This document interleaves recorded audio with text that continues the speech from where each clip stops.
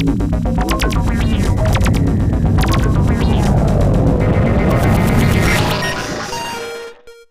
to Play Digital. Today we have something slightly different for you in the form of a gaming hardware review. We're going to be looking at this little baby, although I suppose you could hardly call it little.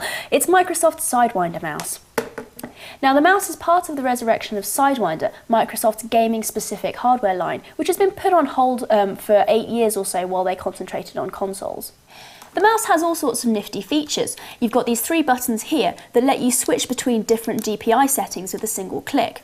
You can also record complex macros to the button here. The mouse also boasts the first ever LCD display on a gaming mouse, so you can see these settings at a glance. So on paper, the Sidewinder definitely has all the features covered and ticks all the right boxes. But how does it actually feel?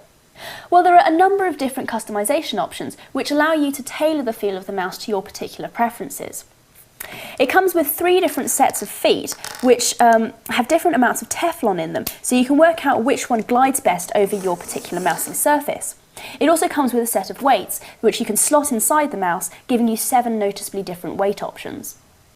There is also a cable anchor, which is a very good idea for gamers who are constantly being taunted by the freedom of wireless mice that they just can't use for fear of input lag. The anchor is a smart looking little black box that you place your cable into at the desired length and close to clamp it shut. Now the box is weighted, so it will effectively anchor you to wherever you place it on the desk. Now the packaging claims that this simulates the feel of a wireless mouse, and while I don't think it can quite live up to that claim, it's certainly a big improvement on the irritating wire drag that you get without such a device. It also holds the cable securely without biting it, which is nice. So the physical features are all pretty good, but the actual feel of the mouse leaves a lot to be desired. For starters, it's enormous.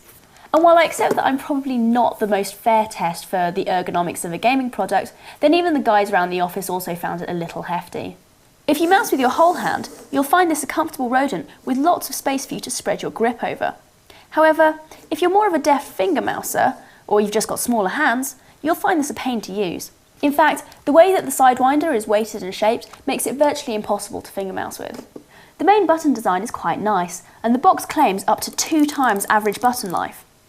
The wheel has an OK ratchet action, although it's possibly a little on the light side for such a nice chunky metal wheel.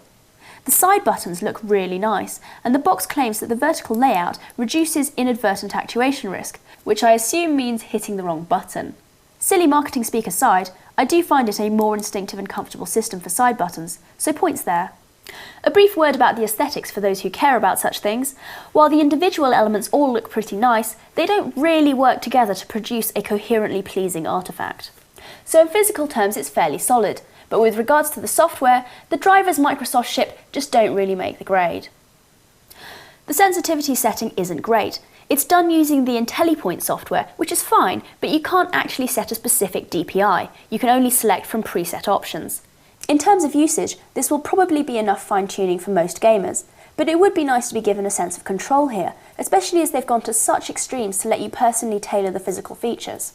In conclusion, it's a pretty good mouse, with a whole host of features, some of which will be genuinely useful, and some of which will make you go, ooh, shiny, when you read about them on the box, but which you'll probably never actually use. The cable tidy did make a noticeable difference when gaming though. For me, it wasn't the most comfortable mouse in the world, but that's a very personal thing, so I'd say it's definitely worth feeling it up in store if you're endowed with rather larger hands. Now Microsoft have chosen a pretty dangerous price tag for their product. If they'd gone with £30, then this would definitely stand out from the crowd.